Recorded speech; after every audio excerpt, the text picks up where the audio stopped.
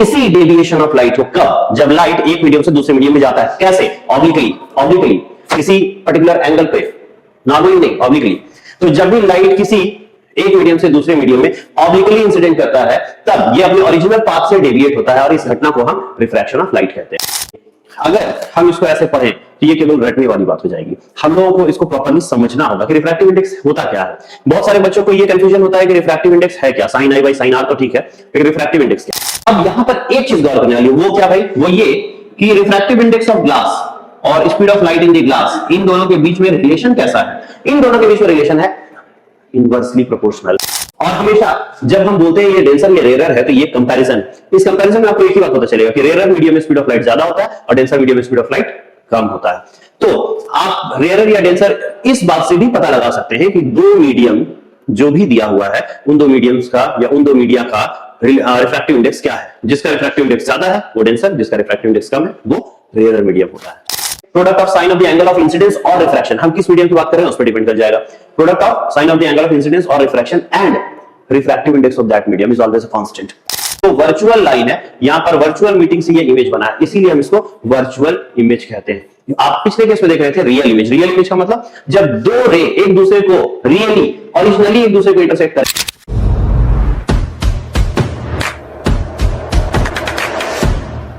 Welcome you all in the marker classes. चलिए आज हम लोग जो पिछले वीडियोस में हम लोग देखे थे कि हम लोग रिफ्लेक्शन ऑफ लाइट पढ़ रहे थे, उसी का नेक्स्ट पार्ट पढ़ेंगे जिसको हम लोग रिफ्रैक्शन ऑफ लाइट कहते हैं।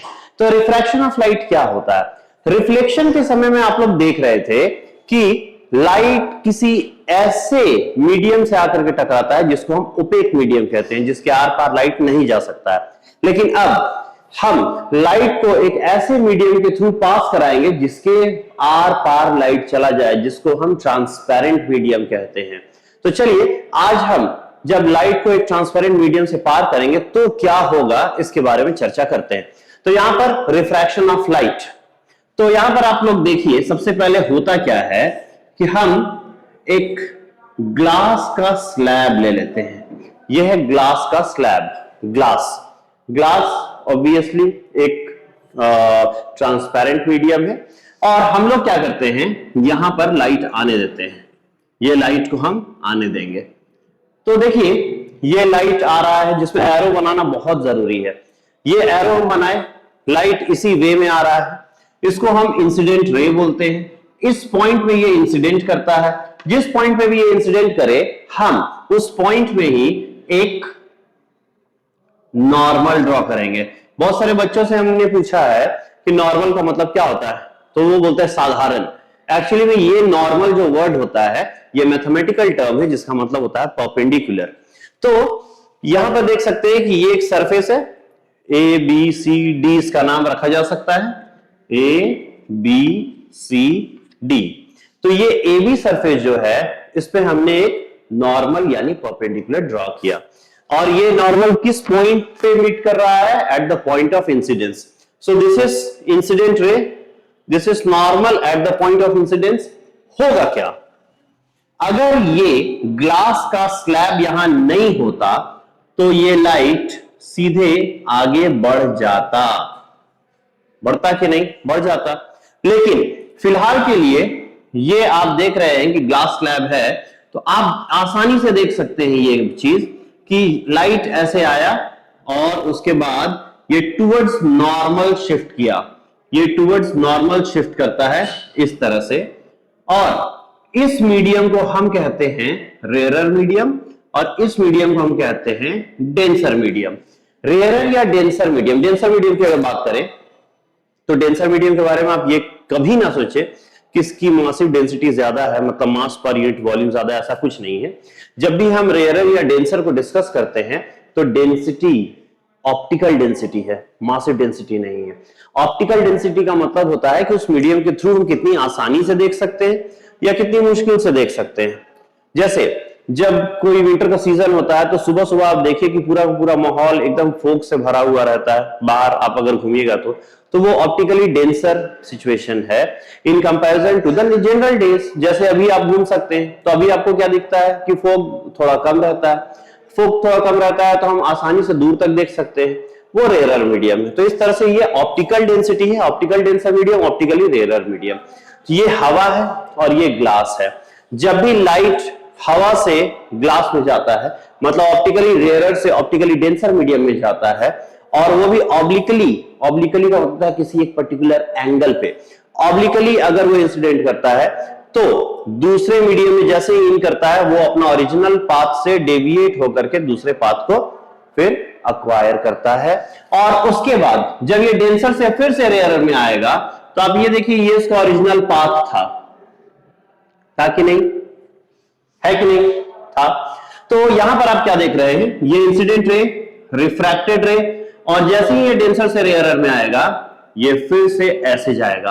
और आप ध्यान से देखिएगा तो आपको पता चलेगा ये लाइन, और इसको इमर्जेंट रे कहते हैं, ये लाइन, ये दोनों लाइन बिल्कुल पैरेलल होता है।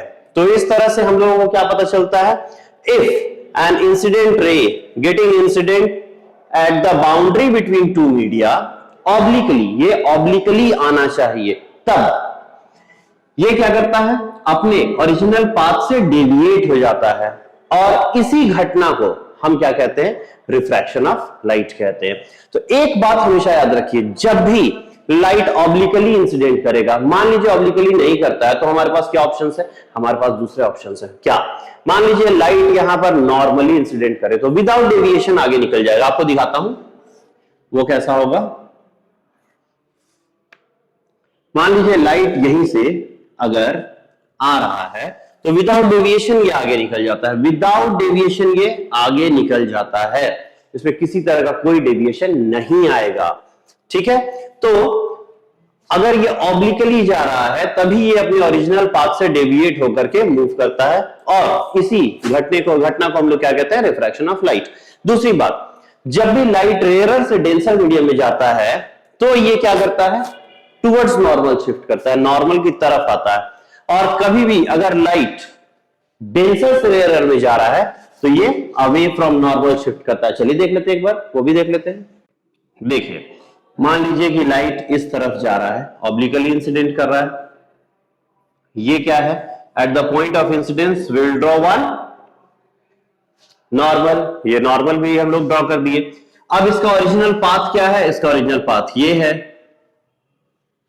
ऐसे जा रहा था। बट अब आप देख सकते हैं कि ग्लास स्लैब से लाइट जा रहा है रेयरर मीडियम हवा की तरफ, तो डेंसर से रेयरर में जाने के क्रम में ये जो लाइट है ये अवे फ्रॉम नॉर्मल मूव करेगा, इस तरफ चला जाएगा, अपने ओरिजिनल पाथ से डेविएट करेगा और इस नॉर्मल से दूर भाग जाएगा।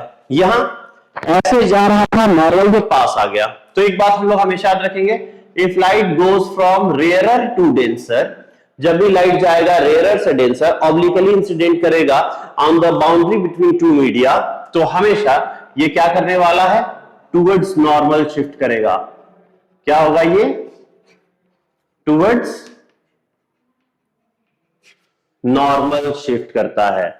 जब भी लाइट डेंसर से रेयरर मीडियम में जाता है तब क्या करता है, ये अवे फ्रॉम नॉर्मल होता है।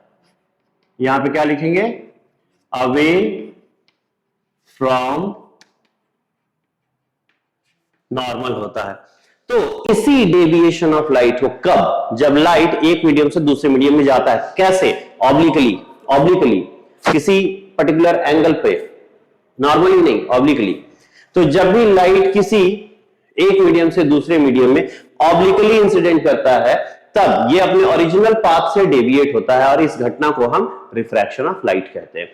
जब हम रिफ्रैक्शन ऑफ लाइट यहां पर डिस्कस कर रहे होते हैं तो इसमें बहुत इंपॉर्टेंट लॉ आता है जो सबसे पहले हम लोग पढ़ते हैं, और उस लॉ को हम लोग क्या कहते हैं, लॉज ऑफ रिफ्रैक्शन। तो लॉज ऑफ रिफ्रैक्शन में बेसिकली दो लॉज होते हैं, हम लोग उसको एक एक करके देखेंगे। तो यहां पर laws of refraction of light, laws of refraction of light. चलिए हम लोग देखते हैं। तो लॉज ऑफ रिफ्रैक्शन में सबसे पहला लॉ क्या है उसके बारे में भी देख ले। सबसे पहला लॉ, तो यहां पर हम लोग क्या करते हैं, उसके बारे में पहले फिगर बना लेते हैं, फिर हम लोग पहला लॉ देखेंगे, फिर दूसरा लॉ देखेंगे। तो देखिए, ये है इंसिडेंट रे,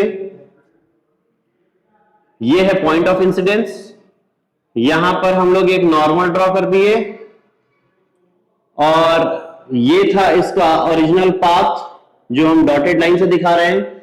अब जब रेयरर मीडियम है, ये डेंसर मीडियम है, तो लाइट अपने ओरिजिनल पाथ से डेविएट करेगा टुवर्ड्स नॉर्मल डेविएट करेगा। तो हम लोग यहां पर अपना पहला लॉ जानेंगे, अपना पहला लॉ हम बनाएंगे नहीं, बना हुआ तो ये ऑलरेडी है, हम लोग उसको लिखेंगे। पहला लॉ ये कहता है कि incident ray, refracted ray and normal at the point of incidence all lie in the same plane. यहां पर लिखना होगा plane. Now where is the plane? Plane होता है ये बोर्ड, इस बोर्ड को ही हम क्या कहते हैं? प्लेन। ये इंसिडेंट रे, ये रिफ्रैक्टेड रे, ये नॉर्मल, ये सब कहां लाई करता है? ये बोर्ड में लाई करता है। तो हम लोग बोलेंगे incident ray, refracted ray and normal at the point of incidence all lie in the same plane. ठीक है, इसको कैमल केस लेटर बोलते हैं, जिसमें कि हम लोग यहां पर देखिए कैपिटल यूज किए, यहां भी कैपिटल यूज किए, यहां भी कैपिटल यूज किए। ठीक है, तो ये हुआ इसका पहला लॉ। सिंपल है, कोई दिक्कत नहीं है, बिल्कुल लॉज ऑफ रिफ्लेक्शन की तरह ही है।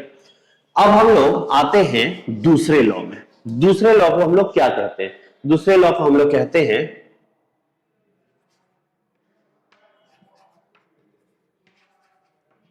Snell's law. इसको हम रिफ्रैक्शन का दूसरा नियम भी कहते हैं, इसको स्नेल्स लॉ कहते हैं। स्नेल्स लॉ कहता क्या है, इस बात को समझिए।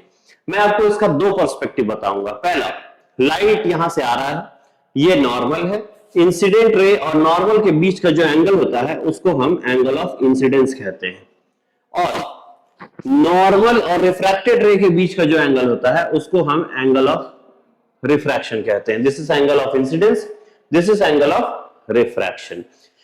स्नेल्स लॉ क्या कहता है उसके बारे में हम लोगों को थोड़ा सा समझना होगा। देखिए यहां पर हम लोग ऐसा कहते हैं कि अगर 10th क्लास के पर्सपेक्टिव में देखिएगा तो यहां पे अक्सर ऐसा बोला जाता है कि sine of the angle of incidence, angle of incidence का sine value to angle of refraction का साइन वैल्यू, इसका जो अनुपात होता है, इसका जो रेशियो होता है वो हमेशा एक कांस्टेंट होता है। उस कांस्टेंट को हम लोग क्या कहते हैं? एन से डिनोट करते हैं। यहां पे 2, यहां पे 1 लिखते हैं। इसको हम लोग refractive index of second medium, first medium कहते हैं। ठीक है, ये 10 के पर्सपेक्टिव में है कि sine of the angle of incidence to sine of the angle of refraction is always a constant and that constant is called refractive index of second medium with respect to first, या simply आप कह सकते हैं refractive index of the material। लेकिन अगर हम इसको ऐसे पढ़ें तो ये केवल रटने वाली बात हो जाएगी। हम लोगों को इसको प्रॉपरली समझना होगा कि रिफ्रैक्टिव इंडेक्स होता क्या है। बहुत सारे बच्चों को ये कंफ्यूजन होता है कि रिफ्रैक्टिव इंडेक्स है क्या, sine I by sine R तो ठीक है, लेकिन रिफ्रैक्टिव इंडेक्स क्या है। तो हम रिफ्रैक्टिव इंडेक्स को पहले समझेंगे और फिर से हम इस लॉ में लौट करके आएंगे ताकि हम इस लॉ को प्रॉपरली समझ सके। चलिए हम लोग देखते हैं। ठीक है, तो हम लोग इस लॉ को एक नए सिरे से पढ़ेंगे, देखते हैं। चलिए, तो यहां पर लोग अब एक चीज हम लोग देखेंगे, इसको मिटा करके हम लोग नए सिरे से इसको बनाएंगे और देखेंगे कि क्या होता है। देखिए,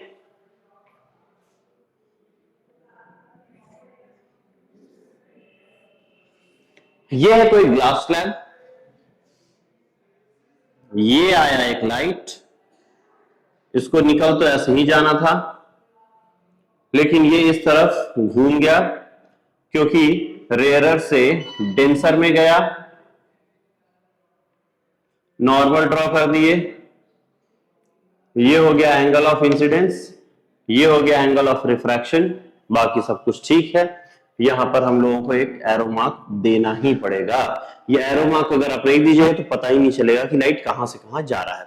चलिए ठीक है, अब यहां पर देखते हैं कि ये जो मीडियम है ग्लास है, लाइट जो आ रहा है वो एयर मीडियम से आ रहा है। यहां पे इस बात को हम मेंशन भी कर देते हैं, ये एयर है और ये ग्लास है। तो यहां पर बेसिकली दो मीडियम है, ठीक है, एक एयर और एक glass. Air medium rarer medium है और denser medium, glass medium denser medium है। डेंसर मीडियम हम उस मीडियम को कहते हैं जहां पे लाइट थोड़ा स्लो हो जाता है with respect to the other medium. तो यहां पे दो ही मीडियम है, हम इन्हीं दोनों को कंपेयर करेंगे। मैं आपसे सिंपल सा सवाल पूछता हूं, एयर और ग्लास, लाइट की स्पीड कहां ज्यादा है? ऑब्वियस है ज्यादा एयर में होगा। तो एयर में अगर स्पीड ज्यादा है तो वो रेयरर मीडियम है in comparison to the next medium that is glass medium, जिसमें कि लाइट की स्पीड कम होगी। तो अब आते हैं हम लोग रिफ्रैक्टिव इंडेक्स में। देखिए रिफ्रैक्टिव इंडेक्स बेसिकली दो तरह का होता है, तो हम लोग पहला टाइप डिस्कस करें। देखिए पहला होता है absolute refractive index. Absolute refractive index, absolute refractive index को हम लोग एन से डिनोट कर सकते हैं ये, और यहां पर हम लोग लिख देंगे 2। 2 का मतलब होता है सेकेंड मीडियम, ठीक है, इस 2 का मतलब होता है second medium. Absolute refractive index होता क्या है? तो एब्सोल्यूट रिफ्रैक्टिव इंडेक्स का मतलब होता है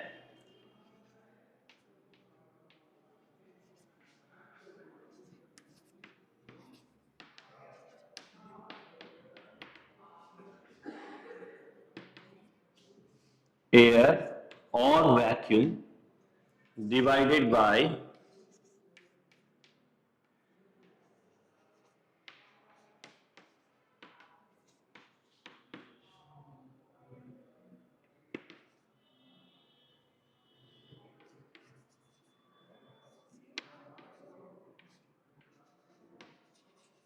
सेकेंड मीडियम।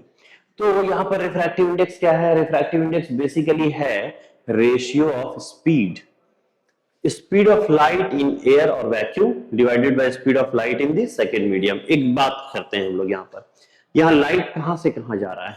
एयर मीडियम से ग्लास मीडियम में। सेकेंड मीडियम क्या है? सेकेंड मीडियम ग्लास मीडियम है। तो यहां पर हम लोग इसको ऐसे लिख सकते हैं, this is refractive index of glass medium.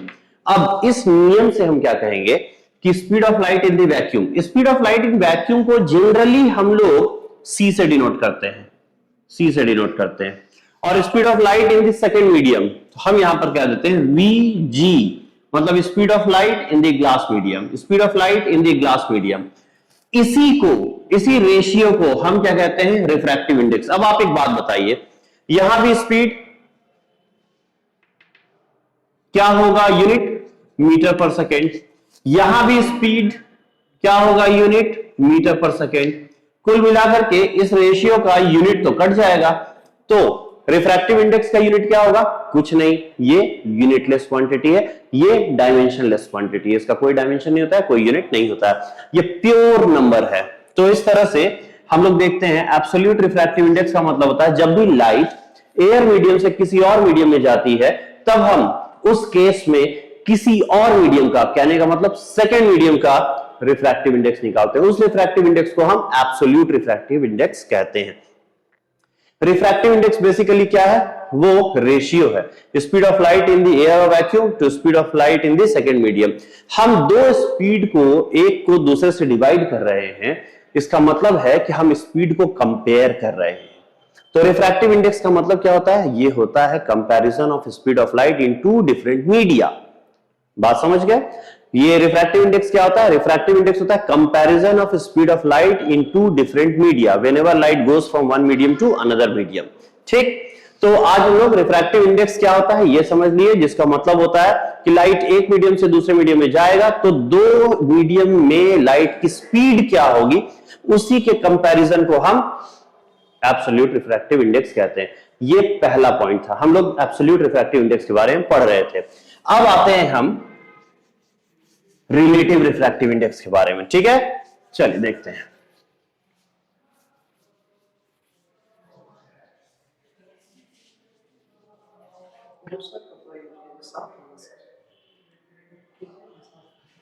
देखिए यहां पर अब हम लोग बात करते हैं, यहां पर हम लोग देखें एब्सोल्यूट रिफ्रैक्टिव इंडेक्स,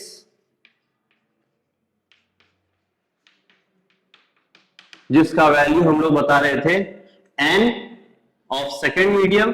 हमेशा याद रखें रिफ्रैक्टिव इंडेक्स हमेशा सेकेंड मीडियम का निकालते हैं। तो refractive index of the second medium, आप इसको अगर सेकेंड मीडियम ग्लास है तो ग्लास भी लिख सकते हैं। तो refractive index of glass medium का मतलब होता है speed of light in the air और vacuum to speed of light in the glass medium. खत्म, इसका कोई ऐसा यूनिट नहीं होगा। नेक्स्ट हम लोग आते हैं, नेक्स्ट हम लोग बात करेंगे रिलेटिव रिफ्रैक्टिव इंडेक्स की। Relative refractive index, relative refractive index हम किसको कहते हैं? तो यहां पर देखिए, जब भी लाइट किसी एक मीडियम से दूसरे मीडियम की तरफ मूव करती है, यहां पर देखिएगा, मान लीजिए ये है वाटर मीडियम और ये है ग्लास मीडियम, तो अब ये अदर देन एयर है, मतलब यहां इन दोनों मीडियम में कोई भी मीडियम एयर नहीं है। जब भी लाइट एक मीडियम से, इसको हम लोग एक काम करते हैं, दूसरे कलर से बाउंड्री बना देते हैं, आसानी से समझ में आएगा। देख सकते हैं आप लोग, येलो कलर से बाउंड्री बना दिए, ठीक है। तो यहां पे देखेंगे हम लोग, जब भी एक मीडियम से दूसरे मीडियम में, एक्चुअली में वाटर और ग्लास को देखिएगा, तो वाटर फिर से रेयरर मीडियम है और ग्लास फिर से डेंसर मीडियम है। तो जब भी लाइट ऑब्लिकली इंसिडेंट करेगा on the boundary between two media, तो क्या होगा, ये इसका ओरिजिनल पाथ था, ये इसका ओरिजिनल पाथ था, उस पाथ से डेविएट होगा और टुवर्ड्स नॉर्मल शिफ्ट करेगा, इसको हम क्या देते हैं, नॉर्मल, ठीक है। ये हो गया एंगल ऑफ इंसिडेंस, ये हो गया एंगल ऑफ रिफ्रैक्शन, ठीक। अब हम लोग रिलेटिव रिफ्रैक्टिव इंडेक्स को इंट्रोड्यूस करेंगे। रिलेटिव रिफ्रैक्टिव इंडेक्स का मतलब होता है relative refractive index of second medium with respect to first. Second medium क्या है, ग्लास, फर्स्ट मीडियम क्या है, वाटर। इसको हम कैसे डिफाइन करते हैं? देखिए, इसको हम ना दो तरीके से डिफाइन कर सकते हैं, एक एब्सोल्यूट रिफ्रैक्टिव इंडेक्स के टर्म में और दूसरा वेलोसिटी ऑफ लाइट के टर्म में। चलिए देखते हैं। तो यहां पर देखिए, जब हम लोग यहां पर बोलते हैं, देखेंगे हम लोग, एक सेकेंड, तो इसको हम लोग ऐसे दिखाएंगे, absolute refractive index of second medium by absolute refractive index of first medium. इस तरह से हम लोग इसको डिफाइन करते हैं। अदरवाइज दूसरा तरीका, अब बताइए ये क्या है, ये है absolute refractive index of glass medium. Glass medium का वैल्यू क्या होता है, C/Vg, मतलब speed of light in air by speed of light in glass. फिर हम लोग बात करते हैं absolute refractive index of water, इसका क्या लिखेंगे, speed of light in air और vacuum divided by speed of light in water.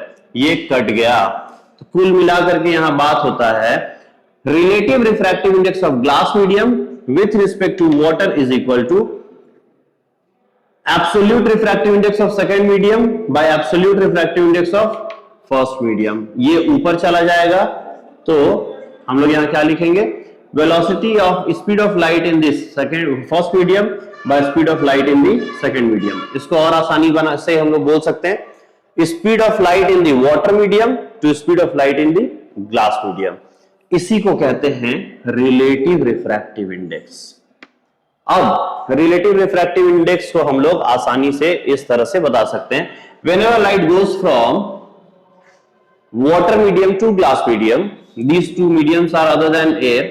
तो यहां पर देखिए, ये है refractive index of second medium with respect to first. इसको हम बताएंगे पहले एब्सोल्यूट रिफ्रैक्टिव इंडेक्स के टर्म में, absolute refractive index of glass by absolute refractive index of water.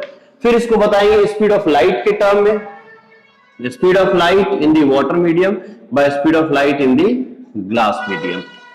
So again this is the ratio of same quantity, मतलब velocity to velocity, refractive index to refractive index.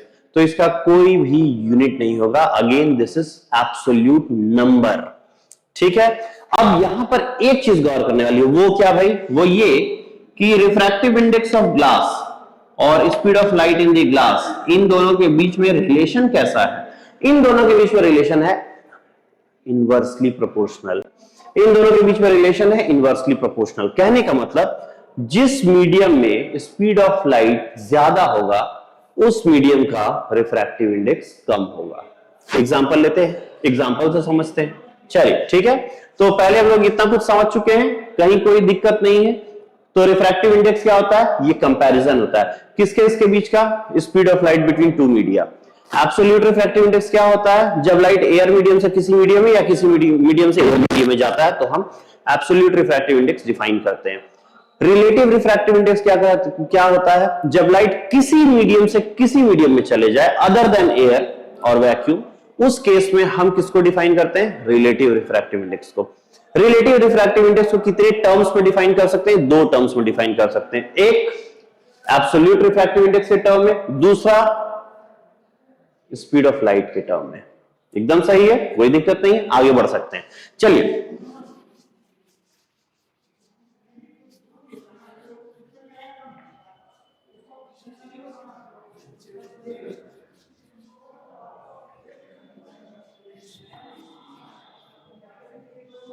हम लोग क्या करने वाले हैं?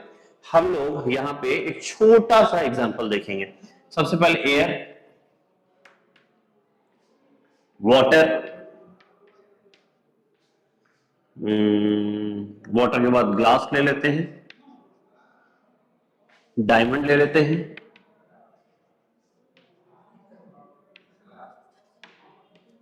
ठीक है, डायमंड भी ले लिए। अब देखिए यहां पर एयर का में स्पीड ऑफ लाइट क्या होता है? 3 into 10 to the power 8 metre. Water में स्पीड ऑफ लाइट क्या होता है? 2 पॉइंट, हम लोग इसको ऐसे लिख सकते हैं, एक सेकेंड। तो यहां पर एक काम करते हैं, एक काम किया जाए, चलिए इसको हम लोग अगर ऐसे लिखेंगे तो गड़बड़ होगा, क्योंकि फिर हम लोगों को ना निकालना पड़ता है। निकालना क्या पड़ेगा हम लोगों को? यहां पर स्पीड ऑफ लाइट और उसके साथ साथ क्या निकालना पड़ेगा? Refractive index. तो सबसे पहले हम रिफ्रैक्टिव इंडेक्स के through he speed of light निकाल देते हैं। चलिए देखते हैं। एयर का रिफ्रैक्टिव इंडेक्स 1, वाटर का रिफ्रैक्टिव इंडेक्स 4/3 भी आप कह सकते हैं, अदरवाइज आप 1.33 भी कह सकते हैं, ठीक है। उसके बाद फिर ग्लास का रिफ्रैक्टिव इंडेक्स 1.50, डायमंड का रिफ्रैक्टिव इंडेक्स 2.4, ठीक। चलिए अब हम एयर का रिफ्रैक्टिव इंडेक्स, सबका देखिए हम एब्सोल्यूट रिफ्रैक्टिव इंडेक्स लिखे, ठीक है। यहां पर भी हम लोग एक काम करेंगे, अगर आपको 4/3 लिखना है हम 4/3 लिख देते हैं, या फिर 1.33 लिखना है वो भी लिख सकते हैं। दूसरा यहां पर 1.5 लिखना है वो भी लिख सकते हैं, अदरवाइज हम 3/2 भी लिख सकते हैं, ठीक है। तो ये सब क्या है? Refractive index. आगे देखिए, यहां पर अगर हम एयर का रिफ्रैक्टिव इंडेक्स जानते हैं तो देखिए एब्सोल्यूट रिफ्रैक्टिव इंडेक्स, इसको म्यू से भी डिनोट करते हैं, हम एन से डिनोट कर रहे हैं। Absolute refractive index of air equals क्या होता है? C/VA। तो C/C ऑब्वियस है, तो यहां पर कितना आया बताइए? A। अगर आप इसको ऐसे देखना चाहें तो ऐसे भी देख सकते हैं। देखिए हम लोग क्या करेंगे, स्पीड यहां पर हम लोग लिख देते हैं, refractive index of air equals C/VA। आप क्या निकालना चाहते हैं? Speed of light in the air. तो speed of light in the air क्या होता है? Na। इसको इधर लाए, इसको इधर लाए, तो ये कितना आएगा? 3 into 10 to the power 8 divided by ये कितना आएगा? ये कितना आएगा? 1। तो कितना आया? Speed of light in the air 3 into 10 to the power 8, and this is how we can easily find the speed of light in any medium। चलिए वाटर मीडियम में हम लोग आते हैं। देखिए वाटर मीडियम में तो यहां पर देखेंगे absolute refractive index of water medium equals C/VW। तो आपको निकालना है speed of light in the water. तो speed of light in the water क्या होगा? C/NW। ये कितना होगा?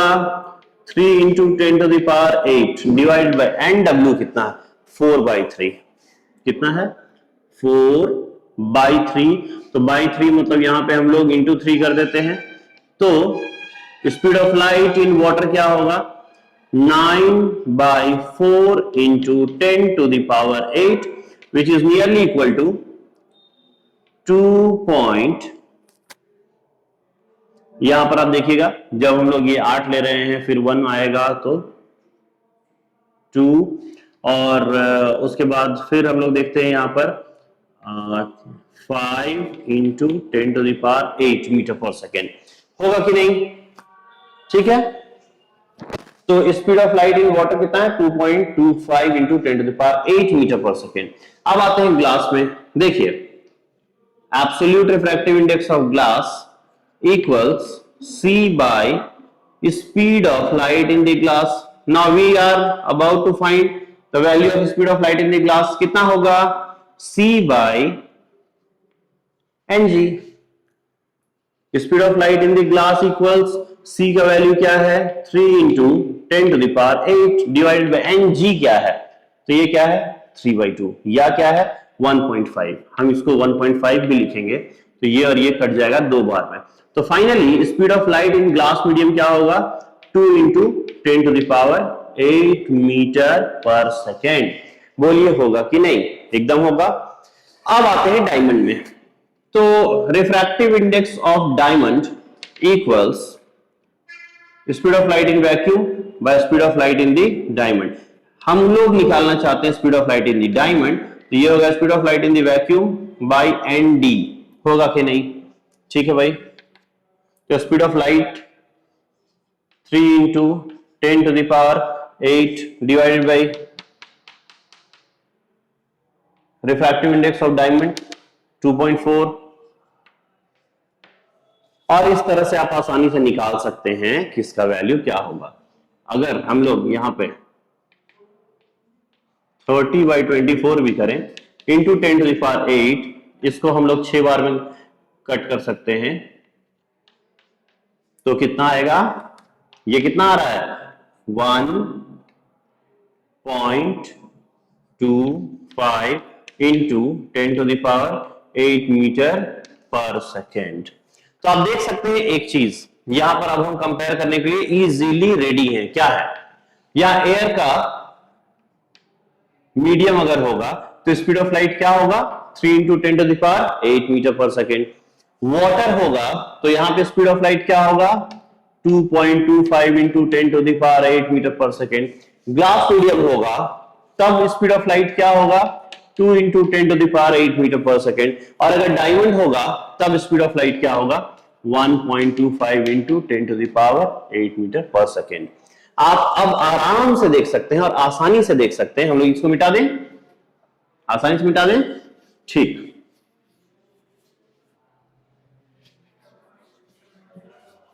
अब आप लोग इसको और अच्छे से देख सकते हैं। चलिए हम लोग देखते हैं। तो सबसे ज्यादा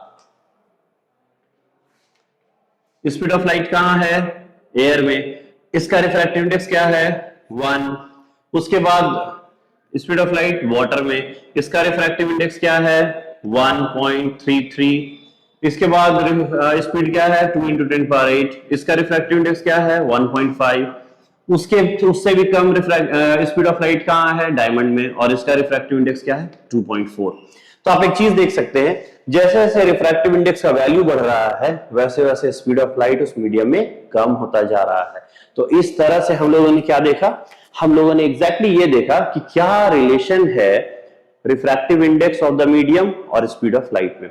तो अगर मैं आपको कभी रिफ्रैक्टिव इंडेक्स किसी मीडियम को बताता हूं तो आप आसानी से यह पता लगा सकते हैं कि उस मीडियम में लाइट का स्पीड क्या होगा, लाइट का स्पीड क्या होगा। दूसरी बात, हम यहां पर यह भी कंपेयर कर सकते हैं कि अगर हम देख रहे हैं कि यहां पर हमारे पास 4 मीडियम है, चारों मीडियम का यहां पर रिफ्रैक्टिव इंडेक्स लिखा हुआ है, जिसका रिफ्रैक्टिव इंडेक्स सबसे ज्यादा है वो डेंसर मीडियम होगा, और जिसका मीडियम उससे कम है वो रेयरर मीडियम होगा उस ज्यादा वाले रिफ्रैक्टिव इंडेक्स से। एग्जांपल के लिए मान लीजिए अगर हम लोग बात करते हैं इन दो मीडियम का, तो इन दो मीडियम को अगर हम कंपेयर करें तो this is denser and this is rarer. But अगर हम लोग इन दो मीडियम्स को कंपेयर करें तो ये डेंसर है और ये रेयरर है। इन दो मीडियम को अगर हम लोग कंपेयर करें तो ये डेंसर है, ये रेयरर है। और हमेशा जब हम बोलते हैं ये डेंसर ये रेयरर है तो ये कंपैरिजन है। इस कंपैरिजन में आपको एक ही बात पता चलेगा कि रेयरर मीडियम में स्पीड ऑफ लाइट ज्यादा होता है और डेंसर मीडियम में स्पीड ऑफ लाइट कम होता है। तो आप रेयरर या डेंसर इस बात से भी पता लगा सकते हैं कि दो मीडियम जो भी दिया हुआ है उन दो मीडियम्स का या उन दो मीडिया का रिफ्रैक्टिव इंडेक्स क्या है। जिसका रिफ्रैक्टिव इंडेक्स ज्यादा है वो डेंसर, जिसका रिफ्रैक्टिव इंडेक्स कम है वो रेयरर मीडियम होता है। चलिए अब हम लोग आगे बढ़ सकते हैं, ठीक है। तो हम लोग अब फिर से तैयार हैं सेकेंड लॉ पढ़ने के लिए। जब यहां तक हम लोग देख लिए तो सेकेंड लॉ भी अब हम लोग देख लेते हैं। देखिए यहां पर लॉज ऑफ रिफ्रैक्शन का सेकेंड लॉ, जिसको हम लोग कहते थे स्नेल्स लॉ। देखिए स्नेल्स लॉ पढ़ने का एक शानदार तरीका क्या है, ठीक है, हम लोग देखते हैं। देखिए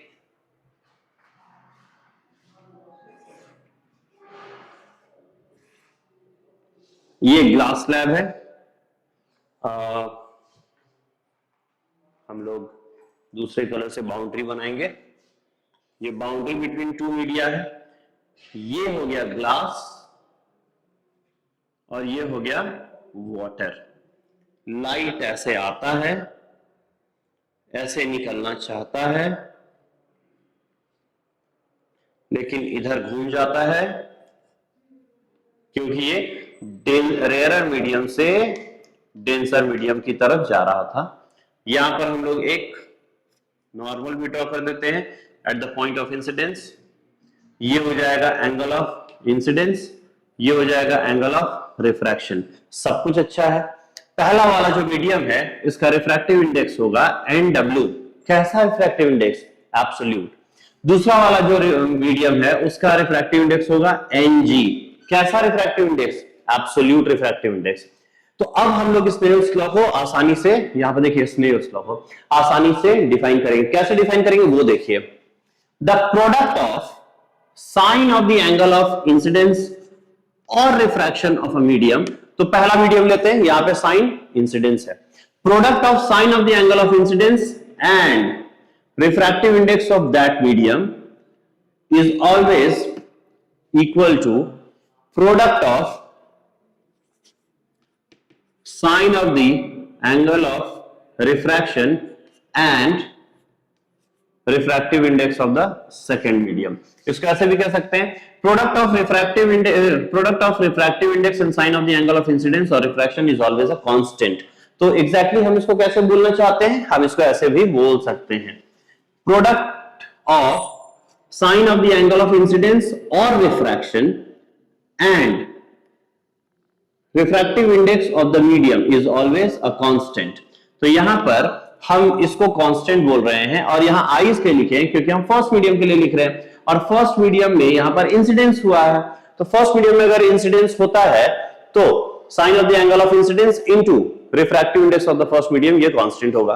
then coming to the second medium, यहां पे लिखेंगे sine of the angle of refraction, क्योंकि सेकंड मीडियम में रिफ्रैक्शन हो रहा है, into refractive index of the second medium. वो कौन सा मीडियम है? ग्लास मीडियम है। तो यहां पर हम लोग देखते हैं, ठीक है, ये भी कांस्टेंट होगा। Equation 1, equation 2। आप ऐसा मत सोचेगा दो अलग अलग कांस्टेंट का वैल्यू, नहीं, ये दोनों सेम ही कांस्टेंट का वैल्यू। तो हम लोग इस तरह से स्नेल्स लॉ को डिफाइन करते हैं। स्नेल्स लॉ को कैसे डिफाइन करेंगे? Product of sine of the angle of incidence और रिफ्रैक्शन। हम किस मीडियम की बात कर रहे हैं उस पर डिपेंड कर जाएगा। Product of sine of the angle of incidence और refraction and refractive index of that medium is always a constant. This is the relation for the first medium, this is the relation for the second medium. Now RHS of both the equations are equal. ये दोनों equal है तो हम लोग LHS को क्या करेंगे? Equate करेंगे। देखिए यहां पर तरीका, यहां पर देखिए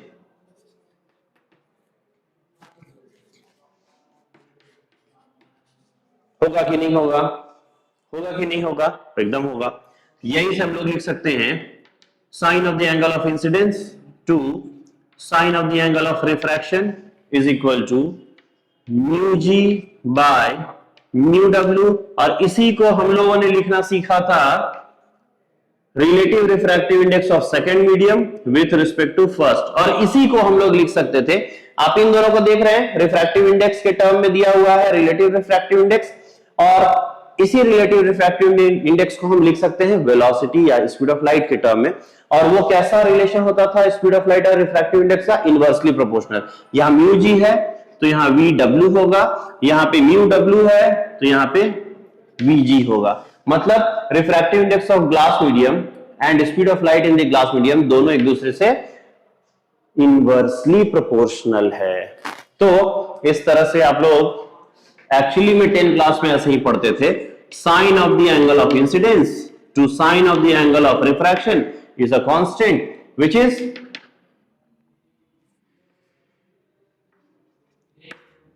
ऐसे भी लिख सकते हैं, अदरवाइज ये म्यू का साइन होता है, इससे भी हम रिफ्रैक्टिव इंडेक्स को बताते हैं, अदरवाइज आप इसको एन से भी लिख सकते हैं।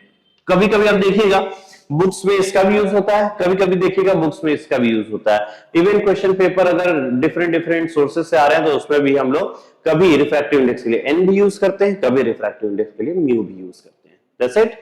तो इस तरह से ये है स्नेल्स लॉ। ठीक है, चलिए तो हम लोग अब आते हैं अगले पड़ाव की तरफ, है कि नहीं? तो रिफ्रैक्शन ऑफ लाइट हम लोग देख रहे हैं, उसमें हम लोगों ने क्या क्या देखा? Refraction through glass slab, refractive index क्या होता है वो हम लोगों ने देख लिया। अब रिफ्रैक्शन बाय स्फेरिकल मिरर्स देखते हैं, स्फेरिकल लेंसेज देखते हैं। यहां पर देखिएगा, तो हम लोग इसको अब प्रॉपरली हैंडल करेंगे और समझेंगे कि क्या होता है। देखिए रिफ्रैक्शन बाय स्फेरिकल लेंसेज, तो बेसिकली हम लोग यहां पर अभी इस स्टेज में दो तरह के लेंस के बारे में पढ़ेंगे। एक लेंस जिसको हम लोग कॉन्वेक्स लेंस कहते हैं। कॉन्वेक्स लेंस में ये दो सरफेस जो होता है ये बिल्कुल बल्ज आउट होता है, बाहर की तरफ निकला हुआ, और ये एक लाइन हम खींच देते हैं ठीक बीचों बीच, इसको हम प्रिंसिपल एक्सिस कहते हैं। इसको हम प्रिंसिपल एक्सिस कहते हैं। कौन सा प्रिंसिपल? प्रधान अध्यापक वाला प्रिंसिपल, PAL, है कि नहीं? इस पॉइंट को हम लोग क्या कहते हैं? इस पॉइंट को हम लोग कहते हैं ऑप्टिकल सेंटर। इसको आप C से डिनोट कर सकते हैं, इसको हम लोग ऑप्टिकल सेंटर कहते हैं। इसी चीज को जब हम मिरर पढ़ रहे थे तो हम लोग इसको पोल कहते थे, अब इसको ऑप्टिकल सेंटर कहेंगे। अब यहां पर आप देख सकते हैं हम लोग ये जो लेंस इसको बनाते कैसे हैं, तो इसको बनाने के बारे में भी थोड़ा सा बात करेंगे हम लोग। यहां पर देखिए होता क्या है, यह है कांच का एक गोला या कांच का एक स्फेयर, ये है कांच का एक छोटा सा स्फेयर, ये है कांच का दूसरा स्फेयर। ठीक है, ये मान लीजिए इसका रेडियस है R, इसका रेडियस है R डैश। हो गया। हम क्या करने वाले हैं? हम ये करने वाले हैं कि इसका एक छोटा सा पार्ट काट करके निकाल लेंगे। निकालते हैं, ठीक है? देखिए यहां पर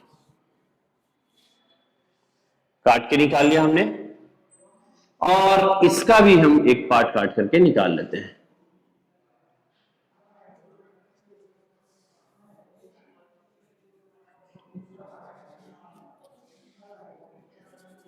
है कि नहीं? अब दोनों को जोड़ देते हैं, तो जोड़ देंगे तो बिल्कुल ऐसा ही कुछ क्वांटिटी बनेगा। बनेगा कि नहीं बनेगा? ठीक है। अब इस तरह से हम लोग लेंस बनाते हैं। तो लेंस में ये जो सरफेस है, ये जो सरफेस है, ये दोनों अलग अलग स्फेरिकल शेप्स का हो सकता है, अलग अलग ग्लास स्फेयर्स का हो सकता है, सेम का भी हो सकता है, कोई दिक्कत नहीं है। यहां पर देखिए, मान लीजिए ये एक बड़ा सा गोला है और ये देखिए एक छोटा सा गोला है। तो हम लोगों ने इस पार्ट को और इस पार्ट को जोड़ दिया। बाकी अब एक बात बताइए, ये रेडियस में कम होगा स्मॉल r, ये रेडियस में ज्यादा होगा, इसको कैपिटल R बना देते हैं। तो इसका मतलब हुआ कि जब हम ये वाला पार्ट को काट करके यहां पे निकाल लेते हैं और जोड़ देते हैं तो ये एक लेंस बन गया। ठीक है, इस पार्ट का रेडियस ऑफ कर्वेचर छोटा है, यहां होगा कहीं, और इस पार्ट का रेडियस ऑफ कर्वेचर बड़ा है, यहां होगा कहीं। होगा कि नहीं? तो यहां से यहां तक, जिसको कई बार हम लोग रेडियस ऑफ कर्वेचर भी कहते हैं, मान लीजिए ऐसे और ऐसे। तो देखिए यहां पर हम लोग इस तरह से देखेंगे, ये अगर R1 है तो ये R2 है। तो आप देख सकते हैं इन दोनों का रेडियस ऑफ कर्वेचर अलग अलग है। तो ये जरूरी नहीं है कि हर बार दोनों का रेडियस ऑफ कर्वेचर सेम हो। और दूसरी बात, इसको हम ऑप्टिकल सेंटर कहते हैं। रेडियस ऑफ कर्वेचर और ऑप्टिकल सेंटर के सेंटर ऑफ कर्वेचर और ऑप्टिकल सेंटर का जो मिड पॉइंट होता है, फिर से एक बार, सेंटर ऑफ कर्वेचर और ऑप्टिकल सेंटर के बीच का जो मिड पॉइंट होता है, इसको हम क्या कहते हैं? इसको हम लोग फोकस कहते हैं। तो जरूरी नहीं है कि दोनों फोकस भी बराबर हो, ठीक है। तो यहां पर हम लोग एक चीज देख लें, हम लोग ज्यादा कंफ्यूजन या ज्यादा परेशान होने वाली बात नहीं करेंगे, एकदम आसानी से समझने की बात करेंगे, ठीक। तो यहां पर देखिए, हम ऐसा करते हैं, एक लाइट को यहां से ऐसे करके लेके आते हैं, ठीक है। लेके आए, ये सारे के सारे लाइट्स पैरेलल चल रहे हैं। पैरेलल किसके पैरेलल? प्रिंसिपल एक्सिस के पैरेलल।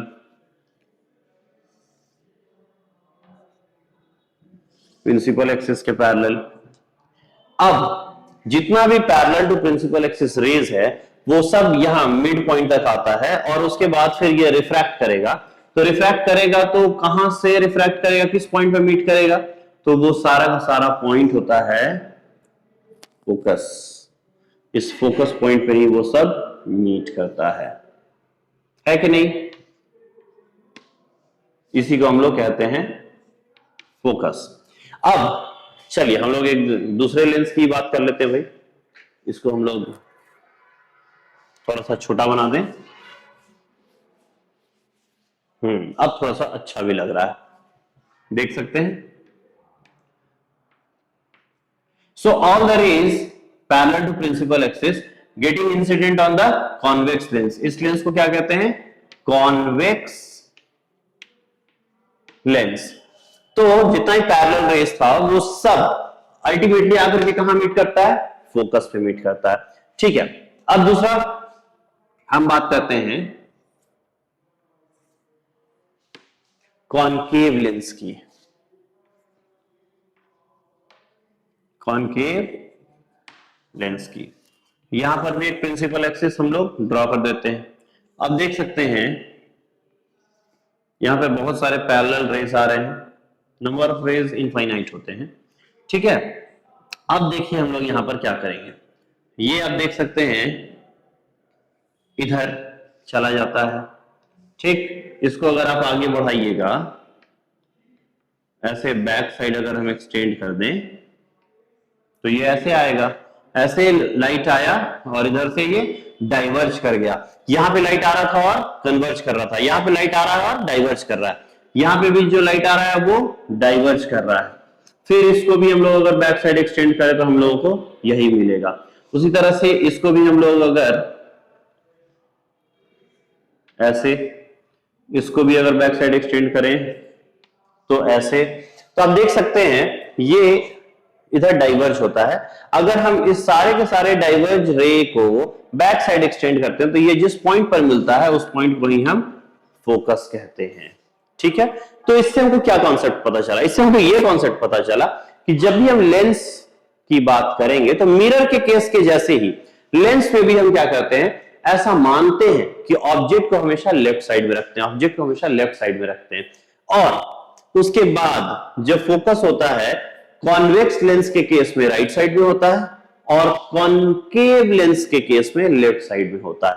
तो ये होता है फोकस, इस केस में ये होता है फोकस, और refraction of light through spherical lenses इस तरह से परफॉर्म होता है। चलिए हम लोग जब इतना कुछ समझ गए हैं तो अब कुछ बेसिक बात और समझ लेते हैं, चलिए देखते हैं। मतलब ये बिल्कुल रिफ्रैक्शन का एक बेसिक है जिसमें कि हम लोग और भी बहुत कुछ सीखने वाले हैं। तो यहां पर एक एक करके हम लोग देखते हैं। सबसे पहले ये देखिए साइन कन्वेंशन बीसी में हम लोग सीखेंगे। ये कौन सा लेंस है? ठीक है, ये कौन सा लेंस है? Convex lens. इस लाइन को क्या कहते हैं? Principal axis. इसको क्या कहते हैं? ऑप्टिकल सेंटर, जिसको सी से डिनोट कर सकते हैं। ये है फर्स्ट सरफेस। क्यों भाई, क्यों फर्स्ट सरफेस? कैसे पता चला फर्स्ट सरफेस? क्योंकि हम ऑब्जेक्ट को जनरली कहां रखते हैं? लेफ्ट साइड में। जनरली हम लोग ऑब्जेक्ट को कहां रखते हैं? लेफ्ट साइड में। This is object. अब कोई रे इस ऑब्जेक्ट से अगर आता है तो पहले वो इस सरफेस से टकराता है। इस सरफेस को हम फर्स्ट सरफेस कहते हैं। फर्स्ट सरफेस का फोकस कहां होगा? यहां होगा, यहां होगा। और फर्स्ट सरफेस का सेंटर ऑफ कर्वेचर कहां होगा? कहीं यहां पर होगा। इसको हम लोग 2f से डिनोट करते हैं। सेंटर ऑफ कर्वेचर मतलब आप समझ ही गए होंगे कि देखिए ये लेंस का दो सरफेस है, तो ये है लेंस का एक सरफेस, ठीक है। अगर हम इसको पूरा कर दें तो ये क्या बन जाएगा? स्फेयर। और सेंटर ऑफ कर्वेचर हम लोग ने जो बोला, जिसको 2f लिख रहे हैं, देखिए ये है ये सरफेस, ये सरफेस। यहां पर ये जब पूरा गोला था, ये जब पूरा स्फेयर था, तो उसका एक सेंटर होगा, उसी सेंटर को 2f कहते हैं, ठीक है। बहुत अच्छी बात। इस पॉइंट और 2f के बीच का ये जो पॉइंट है, इसी को हम लोग f कहते हैं। यही फोकस है ये। उसके बाद हम लोग बात करते हैं दूसरा वाला सरफेस, ठीक है। तो दूसरे वाले सरफेस का भी अपना एक फोकस होगा, अपना एक सेंटर ऑफ कर्वेचर होगा। जैसे अगर मान लीजिए हम लोग ऐसे बनाते हैं,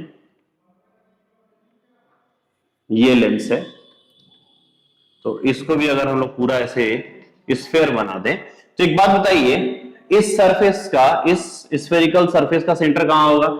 इस सरफेस से लेफ्ट में, यहां। तो इसको हम लोग 2f डैश कह देते हैं, ठीक है।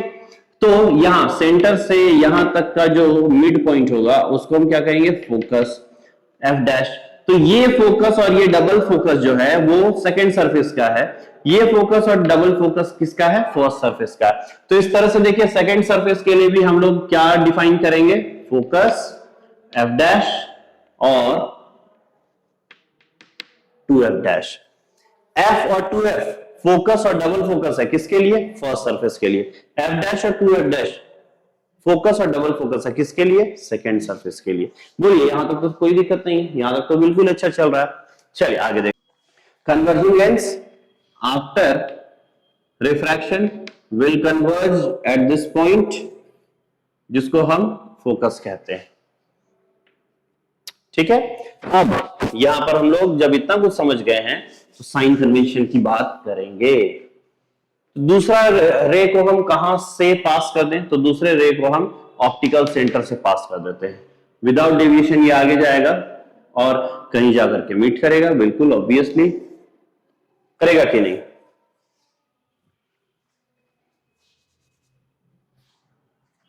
देखते हैं। जहां पे भी ये मीट करता है उस पॉइंट पर हम लोग क्या बनाते हैं? इमेज। इसको हम लोग 2f बना देते हैं। तो यहां पर एक बात देखिए, जब भी ऑब्जेक्ट 2f के बियॉन्ड था, तो यहां इमेज f और 2f के बीच में बनता है। इसका नाम रख देते हैं a डैश b डैश। बोलिए, यहां तक कोई दिक्कत नहीं है। अब हम लोग साइन कन्वेंशन समझेंगे। देखिए साइन कन्वेंशन क्या होता है। अक्सर जब भी आप लेंस से रिलेटेड कुछ भी बनाना चालू करते हैं या कोई भी न्यूमेरिकल बनाते हैं, तो सबसे पहले आपके साथ एक प्रॉब्लम होता है, क्या? माइनस लें कि प्लस लें। माइनस और प्लस का बहुत सारे अलग अलग बुक्स में अलग अलग एक्सप्लेनेशंस दिए हुए हैं, कन्वेंशंस दिए हुए हैं। हम सबसे आसान कन्वेंशन उठाएंगे जिसको हम आसानी से समझते भी हैं, नंबर लाइन। नंबर लाइन में आप एक चीज गौर कीजिएगा, कभी भी आप लोग मैथ्स पढ़ते हैं, नंबर लाइन जरूर पढ़ते हैं, उसमें ये ओरिजिन होता है, ओरिजिन से राइट, इसको एक्स एक्सिस, इसको X dash, Y, Y dash, Y axis. Origin से राइट सब प्लस होता है, ओरिजिन से लेफ्ट सब माइनस होता है, ओरिजिन से ऊपर सब प्लस होता है, ओरिजिन से नीचे सब माइनस होता है। बोलिए, होता है कि नहीं? होता है।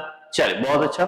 बस एकदम सेम यही चीज हम लोगों को करना है। तो यहां पर फोकस की बात करेंगे तो आपको तो यहां पर दो फोकस दिख रहा है, दो रेडियस ऑफ कर्वेचर दिख रहा है। रेडियस ऑफ कर्वेचर किसको कहते हैं, इस पर भी हम डिस्कस करेंगे। तो यहां पर दो फोकस दिखता है, हम किस फोकस को माने? वर्किंग फोकस को।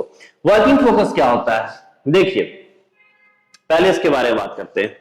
किसके बारे में? कॉन्वेक्स लेंस के बारे में।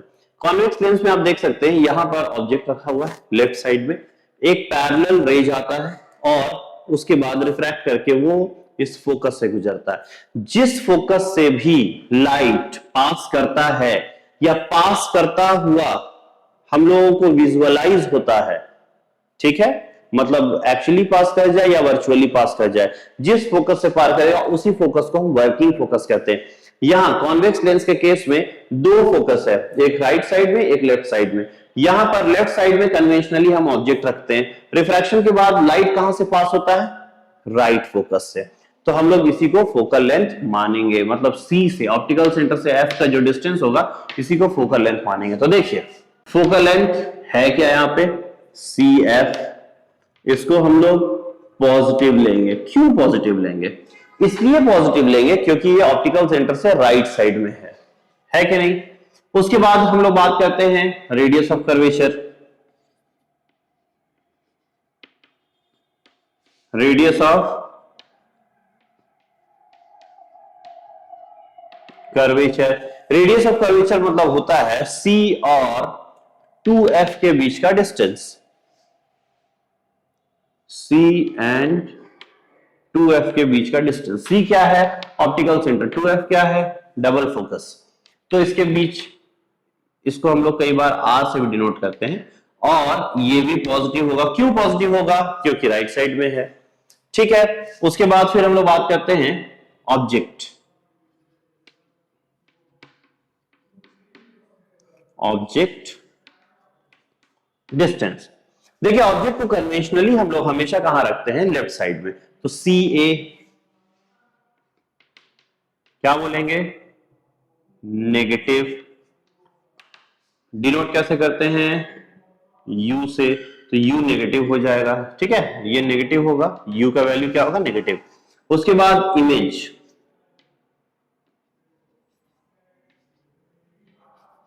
इमेज डिस्टेंस, इमेज डिस्टेंस जो है यहां पर आप देख रहे हैं ये रियल इमेज बना है। क्यों, क्योंकि दो रे इस जगह पर जब इंटरसेक्ट करता है तो रियली इंटरसेक्ट करता है। तो यहां पर हम लोग क्या लिखेंगे, ये राइट साइड में इमेज डिस्टेंस सी ए डैश, ये पॉजिटिव होगा। क्यों पॉजिटिव होगा, राइट साइड में है। इसको हम डिनोट किससे करते हैं, वी से। फोकल लेंथ को डिनोट किससे करते हैं, स्मॉल एफ से। और ये है साइन कन्वेंशन किसका, इसका focal length, radius of curvature you और वी का। उसके बाद एक चीज हम लोग ये भी देख लेते हैं, हाइट ऑफ द ऑब्जेक्ट। तो हाइट ऑफ द ऑब्जेक्ट आप देखिए, आपको जब हाइट बोला जाए तो आप लेफ्ट या राइट नहीं, आप देखिएगा ऊपर या नीचे। तो हाइट ऑफ द ऑब्जेक्ट यहां ऊपर है, तो हम लोग इसको हाइट ऑफ द ऑब्जेक्ट कहेंगे और ये पॉजिटिव होगा। Height of the image,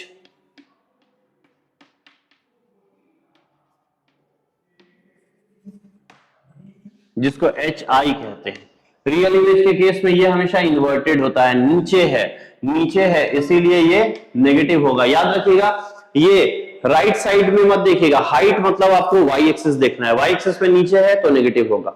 and this is how we can go for convention और called sign convention in case of convex lens. अब आते हैं हम लोग sign convention of concave lens, ठीक है। इसको आप लोग समझ गए, चलिए कन्वेक्स लेंस, कनकेव लेंस में आते हैं।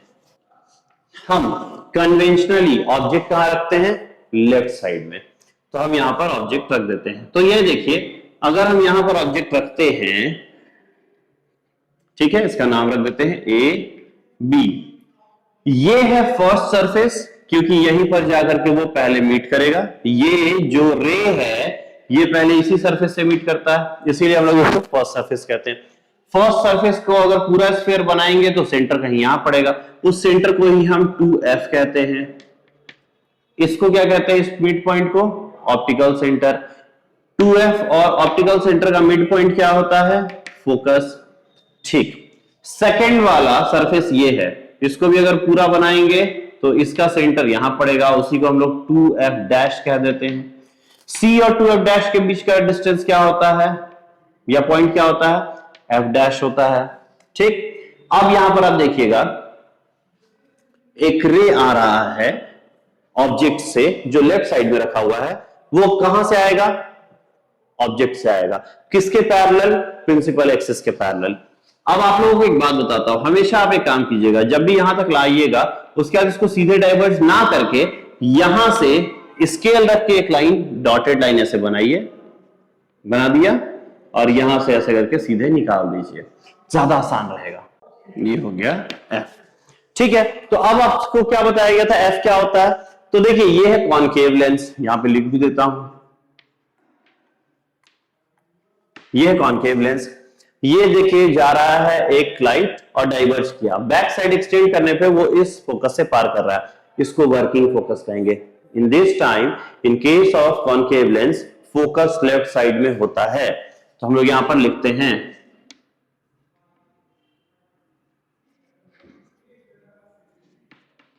Focal length, focal length CF, ये लेफ्ट साइड में है इसीलिए नेगेटिव होगा, एफ से डिनोट करते हैं। उसके बाद बात करते हैं हम लोग रेडियस ऑफ कर्वेचर। इसके बाद हम लोग किसकी बात करेंगे, radius of curvature. Radius of curvature जिस तरफ फोकस होता है उसी तरफ रेडियस ऑफ कर्वेचर होता है, इसलिए नेगेटिव होगा, यहां से यहां तक का डिस्टेंस। ठीक है, इसको हम लोग आर से डिनोट करते हैं, ये जो डिस्टेंस होता है ना इसको हम लोग आर से डिनोट करते हैं। ठीक है भाई, बहुत अच्छी बात, नेगेटिव होगा। फिर हम लोग ऑब्जेक्ट डिस्टेंस की बात कर लें, ऑब्जेक्ट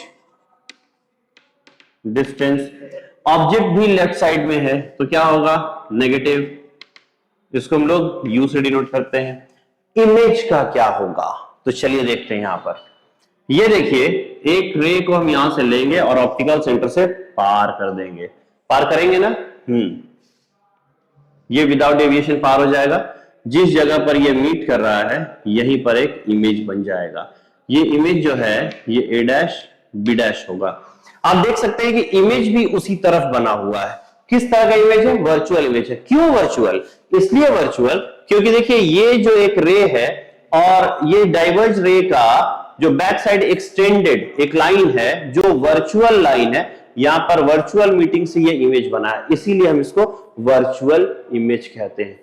आप पिछले केस में देख रहे थे रियल इमेज। रियल इमेज का मतलब जब दो रे एक दूसरे को रियली ओरिजिनली एक दूसरे को इंटरसेक्ट करेंगे तो वहां इंटरसेक्शन पॉइंट पे जो इमेज बनेगा उसको हम लोग रियल इमेज कहते हैं। यहां पर एक रे इधर गया दूसरा रे इधर गया, रियली में ये मीट नहीं हुआ है, ये वर्चुअली मीट हुआ है, इसलिए जो इमेज बना है वो वर्चुअल इमेज है। तो यहां पर हम लोग क्या कहेंगे, ऑब्जेक्ट डिस्टेंस के बाद इमेज डिस्टेंस।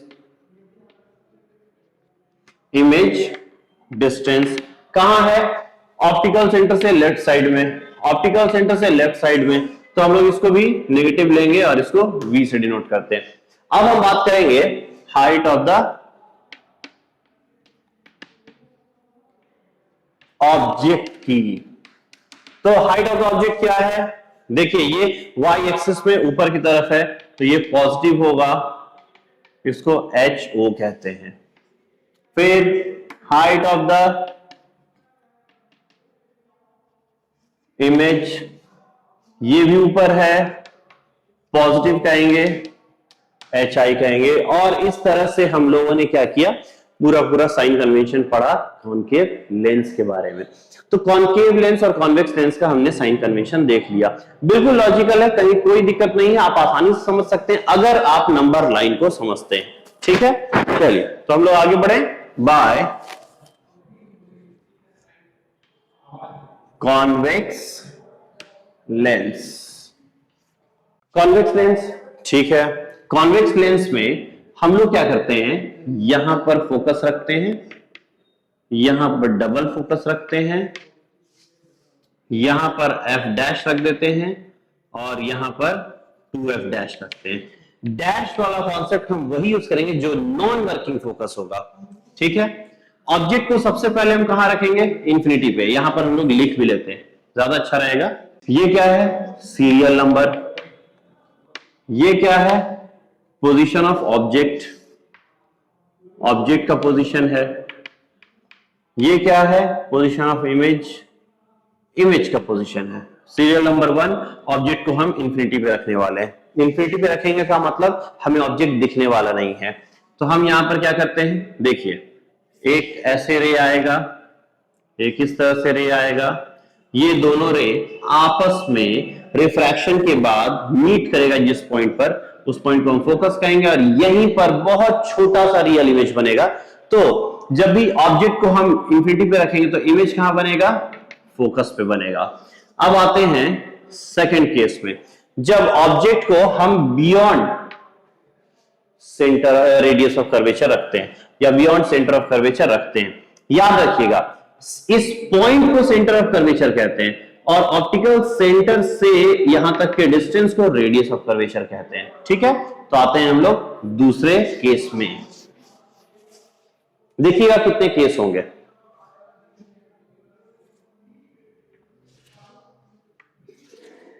देखिए फिर से optical centre F 2F F dash 2F dash object is beyond centre of curvature, 2F dash से बाहर है लेकिन इंफिनिटी पे नहीं है। आप कह सकते हैं between infinity and 2F dash, between infinity and 2F dash। Object का नाम ए बी, एक रे यहां से आया और उसके बाद फिर ये फोकस से पार हो गया। किसी को फोकस बना देते हैं, जहां से पार हुआ वही फोकस है, ये तो हमारे हाथ में ही है। ठीक है, अब अगर आप प्रॉपरली प्रोटेक्टर या कंपास के मदद से ये सारा का सारा ड्राइंग बनाएंगे तो आपको एग्जैक्ट फोकस और एग्जैक्ट डबल फोकस देखने को मिल सकता है। ठीक है, दूसरी बात, अब हम क्या करने वाले हैं, यहां से एक रे ऐसे पास करते हैं और यहां तक ले जाते हैं। ठीक है, देखिए तो ये क्या बन जाएगा, ए डैश बी डैश। ठीक है, तो ये देखिए एक रे ऐसे जा रहा था, ये यहां से थोड़ा सा टेढ़ा हो गया है लेकिन फिर भी हम लोगों को समझ में आ रहा है कि ये दोनों रियली में यहां पर कट कर रहा है, रियली में ये दो रे एक दूसरे को इंटरसेक्ट कर रहा है। तो यहां पर क्या बन गया, इमेज। तो इमेज कहां बनता है, between F and 2F, between F and 2F। अब आते हैं हम लोग थर्ड केस में। ये दोनों केस में हम लोगों को, पहला दोनों केस में हम लोगों ने क्या देखा, रियल इमेज का फॉर्मेशन। तीसरा केस क्या हो सकता है, तीसरा केस होगा जब हम ऑब्जेक्ट को 2F डैश में ही रख देंगे, मतलब कि सेंटर ऑफ कर्वेचर में ही रख देंगे। चलिए देखते हैं भाई। देखिए ये हो गया F डैश, ये हो गया 2F डैश, ये हो गया ऑप्टिकल सेंटर, ये हो गया F, ये हो गया 2F। देखिए यहां पर हम ऑब्जेक्ट को 2F में ही रखते हैं, यहां के बाद ये फोकस से पार होता है। आपको एक ट्रिक बताता हूं, ये ज्यादा अच्छा होगा, इसको हम यहां से मिटा देते हैं। ठीक है, ये ट्रिक है, एग्जाम में काम आएगा। बहुत सारे बच्चों का आजकल देखता हूं कि वो प्रोटेक्टर या कंपास का यूज नहीं करते हैं, इसलिए ये ट्रिक उनके ज्यादा काम आने वाला है।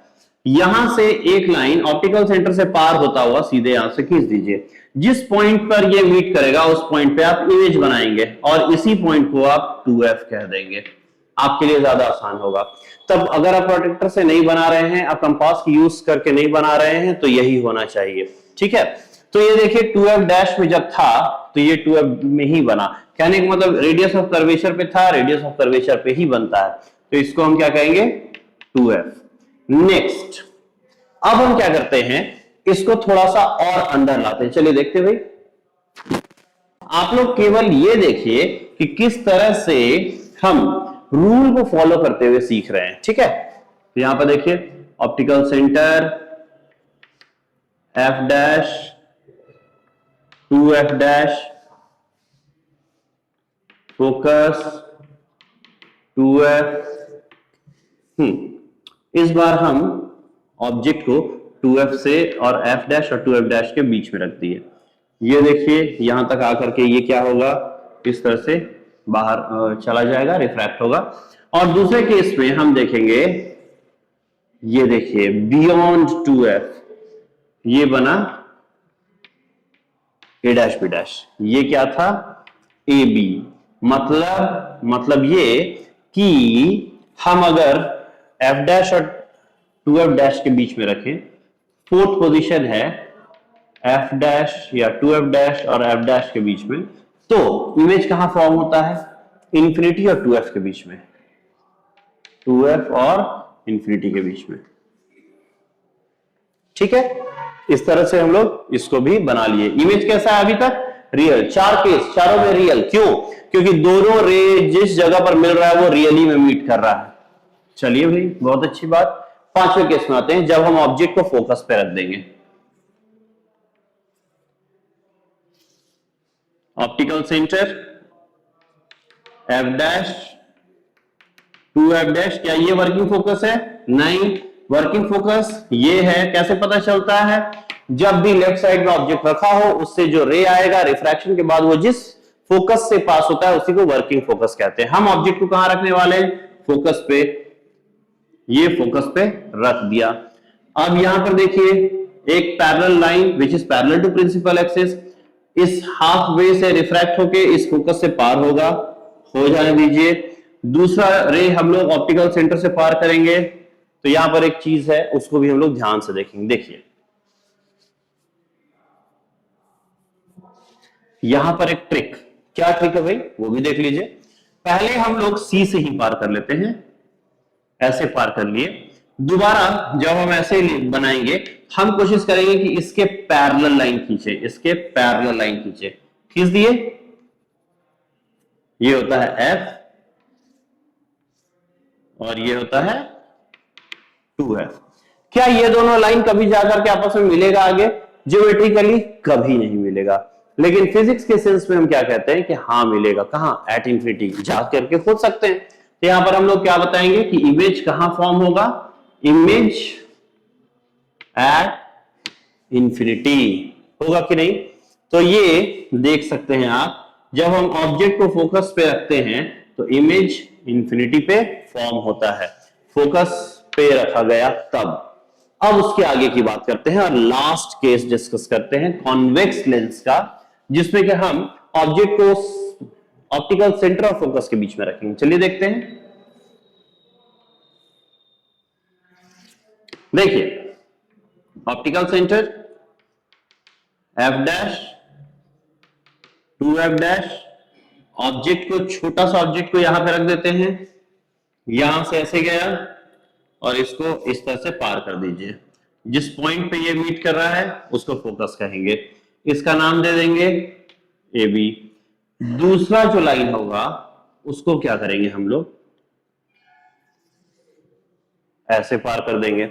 यहां पर अगर आप देखिएगा, इसको एक काम कर सकते हैं हम लोग, यहां भी थोड़ा सा ट्रिक लगाएंगे तो ज्यादा अच्छा होगा और ज्यादा क्लियर होगा। हालांकि ये अभी भी दिख रहा है बट क्लियर होगा। क्या? देखते हैं। हमें ये दो लाइन को पैरेलल नहीं रखना है, हमें इन दो लाइंस को पैरेलल नहीं रखना है, जबकि ये दोनों लाइन एक दूसरे से दूर होते जाना चाहिए। तो यहां तक ये रे आता है और उसके बाद हम लोग इसे ऐसे खींच देते हैं, ये फोकस होगा। ठीक है, अब आप देख सकते हैं, बहुत आसानी से देख सकते हैं, ये दो रे पैरेलल नहीं, एक दूसरे से और दूर होता जा रहा है। तो हम क्या करेंगे, इन दोनों रे को बैक साइड एक्सटेंड करते हैं, एकदम आराम से धीरे धीरे बैक साइड एक्सटेंड करते हैं। इसको भी बैक साइड एक्सटेंड करते हैं। जिस जगह ये वर्चुअली मीट करता है वहां पर हम इसको वर्चुअल इमेज बना देंगे।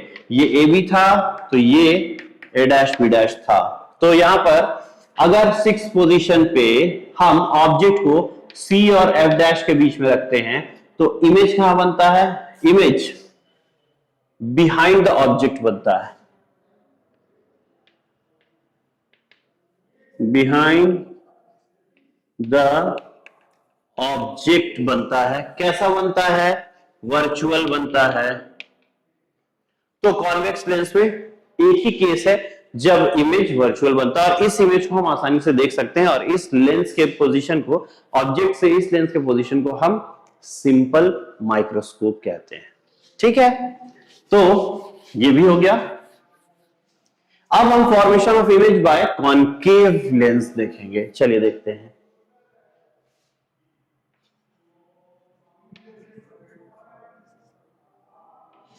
कॉनकेव लेंस की मजेदार बात यह है कि वहां पे दो ही पोजीशंस होते हैं। चलिए देखते हैं। एक पोजीशन इंफिनिटी, दूसरा position anywhere in front of the lens. चलिए देखते हैं। यहां पर कॉनकेव लेंस, ठीक, ये हो जाएगा एफ, ये हो जाएगा 2f, एफ डैश क्यों नहीं, क्योंकि वर्किंग फोकस है, F dash 2f dash. Working focus ये कैसे पता चला, क्योंकि लाइट जब सीधा जाएगा डाइवर्ज होने के बाद ये वर्चुअली यही फोकस से मीट करेगा, उस फोकस का कोई यूज नहीं होगा। ठीक है, हम लोग क्या करने वाले हैं, दो रेज लाएंगे। ये रेज कहां से आ रहे हैं, इन्फिनिटी से आ रहे हैं। कहां से आ रहे हैं, इन्फिनिटी से आ रहे हैं, फ्रॉम इन्फिनिटी। चलिए इन्फिनिटी से आया वो तो ठीक है, यहां से एक डॉटेड लाइन ऐसे लेकर के और यहां से सीधे ऐसे खींच देंगे। उसी तरह से यहां भी एक डॉटेड लाइन और यहां से सीधे ऐसे, मतलब कि ये रे इस तरह से डाइवर्ज किया। हम बैक साइड एक्सटेंड करते हैं तो यहां पर हमको इमेज मिलेगा। कैसा इमेज, वर्चुअली मीट रेज है, तो हम लोगों को यहां पे जो इमेज मिलेगा वो कैसा मिलेगा, वर्चुअल इमेज मिलेगा। तो हम लोगों को यहां पर क्या पता चला कि अगर बात हम कर रहे हैं कॉनकेव लेंस का, तो फर्स्ट में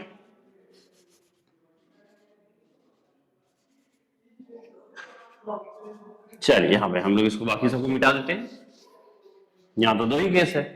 तो फर्स्ट में अगर ऑब्जेक्ट को इंफिनिटी पे रखा गया है तो इमेज फोकस पे बनेगा।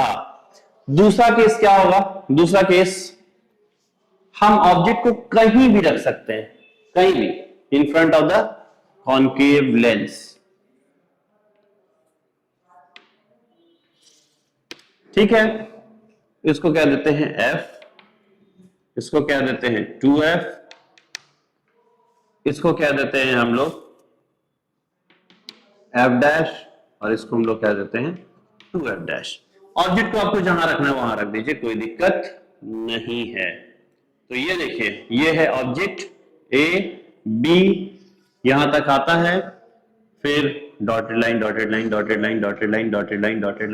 और यहां से सीधे ऐसे डाइवर्ज हो जाता है। दूसरा रे को हम ऑप्टिकल सेंटर से होते हुए सीधा भेज देंगे ऐसे करके, और यहां पर देखिए दो रे वर्चुअली मीट हो रहा है। इस जगह पर जो इमेज बनेगा उसका नाम A डैश B डैश रखेंगे, और ये A डैश B डैश हम यहां पर कहीं भी रख देते हैं, कहीं भी, यहां पर ऑब्जेक्ट कहीं भी रहेगा, एनीवेयर। इमेज कैसा बनेगा, देखिए ये इमेज बनेगा इस लेंस के लेफ्ट साइड में ही। कैसा बनेगा, वर्चुअल, और कैसा, इरेक्ट। इस तरह से हम लोग आसानी से बता सकते हैं कि दो केसेस है इसमें, कॉनकेव केस लेंस के केस में, और इसमें दोनों केस में कैसा इमेज है, वर्चुअल और इरेक्ट। वर्चुअल और इरेक्ट, क्यों वर्चुअल और इरेक्ट, केवल इसलिए क्योंकि जिन पॉइंट्स पे इमेज बने थे उन पॉइंट्स पे जो दो रेज आपस में मिल रहे हैं वो वर्चुअली मीट कर रहे हैं, रियली मीट नहीं कर रहे हैं। तो हम लोगों ने साइन कन्वेंशन देखा। अब हम लोग यहां पर फाइनली कंक्लूजन पे पहुंच गए हैं, लेंस फॉर्मूला की बात करेंगे। तो देखिए हम लोगों को फिलहाल अगर 10th के पॉइंट ऑफ व्यू से देखते हैं तो फॉर्मूला को डिराइव करनी नहीं है, तो हम यहां पर सीधे लिखते हैं फॉर्मूला, लेंस फॉर्मूला क्या होता है, 1/f equals 1/v minus 1/u। ये क्या होगा, 1/f is equal to 1/v minus 1/u। यहां पे f क्या है, focal length,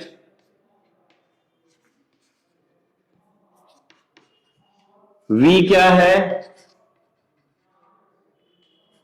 image distance, u क्या है,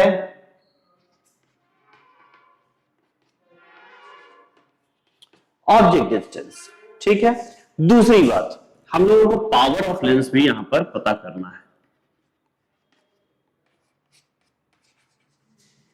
पावर ऑफ लेंस, तो पावर ऑफ लेंस होता क्या है, एकदम सिंपल सा कॉन्सेप्ट लेकर के चलेंगे कि पावर ऑफ लेंस क्या होता है। चलिए देखते हैं मिनट।